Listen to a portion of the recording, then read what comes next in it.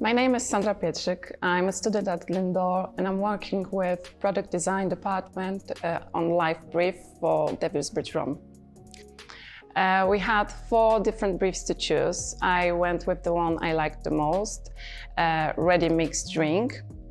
Due to sustainability values, I chose aluminium can and glass bottle.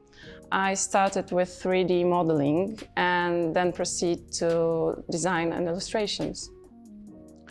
I've presented my work to my peers, lecturers, and Devil's Bridge CEO.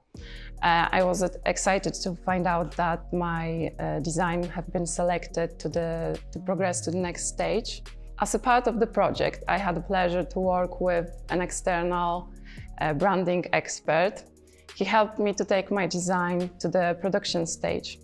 Really excited to continue to develop my design with Devil's Bridge team and looking forward to see my design on the shelves.